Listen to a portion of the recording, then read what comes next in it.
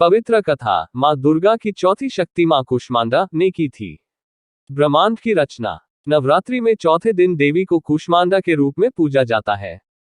अपनी मंद हल्की हंसी के द्वारा अंड यानी ब्रह्मांड को उत्पन्न करने के कारण इस देवी को कूष्मांडा नाम से अभिहित किया गया है। जब सृष्टि नहीं थी, चारों तरफ अंधकार ही अंधकार था, तब इसी देवी ने अपने हास्य से ब्रह्मांड की रचना की थी।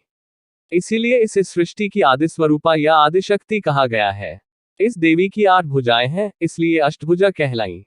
इनके 7 हाथों में क्रमशः कमंडल, धनुष, बाण, कमल पुष्प, अमृतपूर्ण कलश, चक्र तथा गदा है। 8वें हाथ में सभी सिद्धियों और निधियों को देने वाली जपमाला है। इस देवी का वाहन सिंह है और इन्हें कुम्हड़े की बलि प्रिय है। संस्कृति में कुम्हड़े को कुष्मांड कहते हैं, इसलिए इस देवी को कूष्मांडा। इस देवी का वास सूर्यमंडल के भीतर लोक में है। सूर्यलोक में रहने की शक्ति क्षमता केवल इन्हीं में है। इसीलिए इनके शरीर की कांति और प्रभा सूर्य की भांति ही दैदीप्यमान है। इनके ही तेज से 10 दिशाएं आलोकित हैं। ब्रह्मांड की सभी वस्तुओं और प्राणियों में इन्हीं का तेज व्याप्त है। अचंचल और पवित्र मन से नवरात्रि के चौथे दिन इस देवी की पूजा आराधना करना चाहिए। इससे भक्तों के रोगों और शोकों का नाश होता है तथा उसे आयु, यश, बल और आरोग्य प्राप्त होता है। ये देवी अत्यल्प सेवा और भक्ति से ही प्रसन्न होकर आशीर्वाद देती है। सच्चे मन से पूजा करने वाले को सुगमता से परम पद प्राप्त होता है।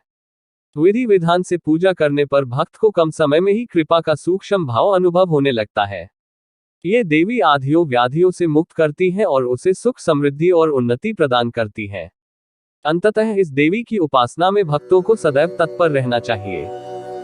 सुरा संपूर्ण कलशम रुधिर आप्लुप्तम् एव च दधाना हस्त पद्माभ्यां कूष्मांडा शुभदास्तु मे।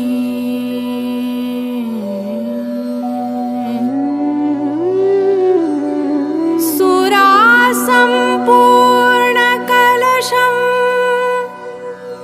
रुधिर आप्लुप्तम् एव च दधाना हस्त पद्माभ्यां कूष्मांडा शुभदा।